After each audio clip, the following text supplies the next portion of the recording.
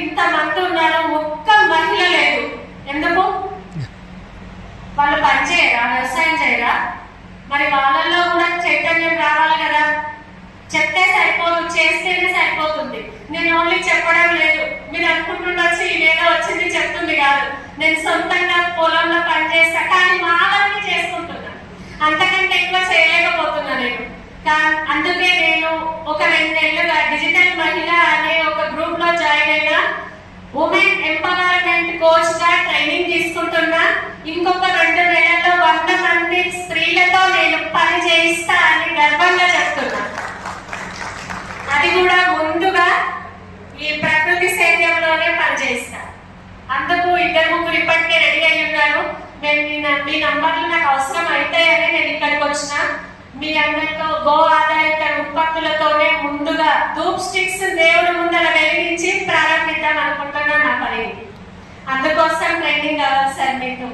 ఖచ్చితంగా నేను పిలుస్తాను. జడ్చర్లో మాది ప్రాపర్. నేను ఇంకా ఇప్పటివరకు నా పరిచయం చేసుకోలేదు, క్షమించండి. నా పేరు అనితారెడ్డి వార్ల.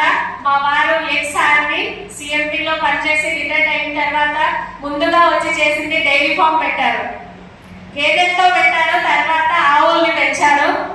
మేము వచ్చినప్పటి నుంచి ఓన్లీ ఆర్గానిక్ అంటే న్యాచురల్ ఫార్మింగ్ మాత్రమే చేస్తున్నాం.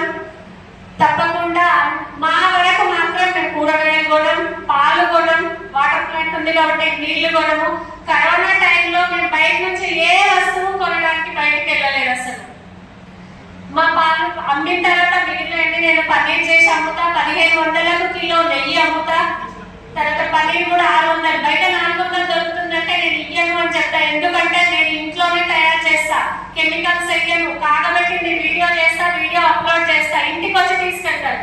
అది 1/2 కిలో కానీ 5 కిలోల వరకు నేనే తయారు చేసి ఇస్తాను. ఎందుకు తక్కువ ఇవ్వాలి? 60 రూపాయల లీటర్ డైరీ ఫామ్ లో మనం డైరీ వాళ్ళకి ఎందుకు వచ్చిన ఇంత కష్టపడి?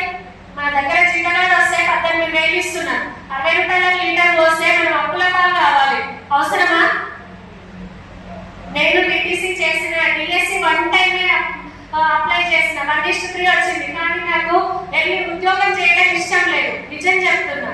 ఉద్యోగాల కల్పనలో మనం ఉంటే మనం ఎప్పుడు వెనకబడం. ఇప్పుడు మా దగ్గరికి పని కోసం మన ఇంటికి రావాలి, మనకు పోయి ఒక దగ్గర పని చేయదు. పని చేసినామంటే మన కింద 10 మంది పని చేసే ఉద్యోగంలో ఉంటే చేయాలి. ఏదో నేను వెళ్తానా పొద్దున అంతా, సాయంత్రం ఇంటికి వస్తా, నా పిల్లల్ని చూసుకోను, నా భర్త వస్తే తనకు వచ్చి నేను పండుకుంటా అనే ఉద్యోగాలు అవసరం లేదు.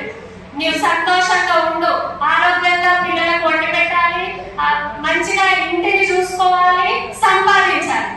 ఆడవాళ్ళైనా మగవాళ్ళైనా ఖచ్చితంగా సొంతంగా సంపాదించుకుంటే ఆ తృప్తే వేరు, ఆ సెమినార్ వేరే ఉంటుంది. నేను దీన్ని నమ్ముతా. అందుకే మా జడ్చర్లలో ఇప్పుడు నేను స్టార్ట్ చేస్తున్నా. తర్వాత పక్క ఊర్లో కూడా చెప్పడానికి నేను రెడీగా ఉన్నా.